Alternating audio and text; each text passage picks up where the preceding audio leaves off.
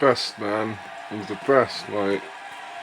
I'd love to have seen him against Nadal. A young Nadal, before he was a fucking lunatic, when he was just all defence. I think this guga would have probably beaten him. Don't know, though. Both in their best. You'd have to say Nadal, he's just got the fitness. He's so hard to win against. But Quirton was special. Truly special. Federer, McEnroe. Can't think of anyone else more talented. In terms of pure talent, David Nalbandian maybe. There's a lot of them. But this man was so good on fucking clay, man. He was good on anything, man. I don't think anyone. He beat Sampras and Agassi back to back when they were both still pretty much in their prime to become world number one. That's fucked up. And he did it on an indoor hardcore as well. The man was unbelievable, and he became number one, and he was killing it, man. It just made him more confident. He had years ahead, man. He had at least 2 years to dominate clay until Nadal come along. But his fucking hit gave out when he was in his early to mid-20s, man.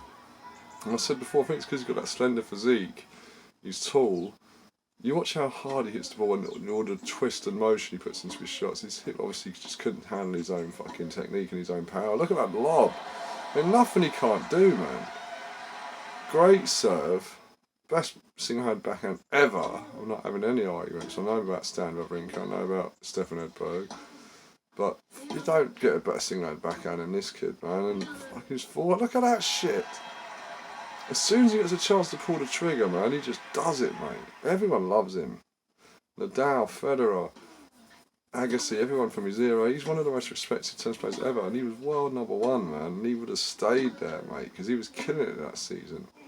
And he definitely would have won at least one hard-court major, in my opinion. If he hadn't got injured, he would have had at least one US Open on his CV or an Aussie Open. He was just that fucking good. Look at him, man. His movement, the way he hits the ball. He plays with that beautiful freedom of Brazilianness in his blood, man. Look at him, he's just so good. And he had a hard life as well, man. There's no fucking tournaments in Brazil. Apparently his dad died when he was 10, while his dad was umpiring a junior match. He had a fucking heart attack on the stall. He had a brother with cerebral palsy who died or what isn't well. And he's such a positive geezer, man. I really want to fucking talk to this man. Look at how fucking good he is. He's just got no fear on that tennis court, man. He just no fear. He plays with freedom. Just like Brazil, he enjoys himself. He's a special, special human being and a very special tennis player, man. I fucking love this man. He's been my favourite player. I've been watching tennis. You watch what he does. He draws a heart in the clay and lays in it, like, just as a gesture. And when Djokovic won the French Open, he asked his permission to do it. And I said, do your own thing, don't be original, Novak. But yeah, Novak wanted his permission to draw a heart in the clay and lay in it. This man is a fucking legend. He's as famous in Brazil as fucking Pele, man. And no one gives a fuck about him because England are conditioned to only like football. When anyone watch tennis properly, mate, they'd understand. I'm telling my mates for years to watch it, they won't fucking listen to me.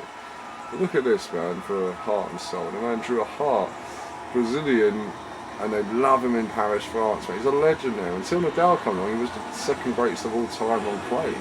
Borg had 6 French Opens, he had 3. The French Open's the hardest tournament to win, obviously, and he was one of the greatest of all time, man. And no one fucking talks about him anymore, and it pisses me off, because he's a fucking legend. Brazilian women, guga, and sepultura, mate. Brazil are fucking badass, man. I've had so many sexy Brazilian women. They will not leave me alone, mate. I said, look, darling, I've had enough. So now you fucking know. They're fucking fiery Latino sexy women, man. And guga, love him.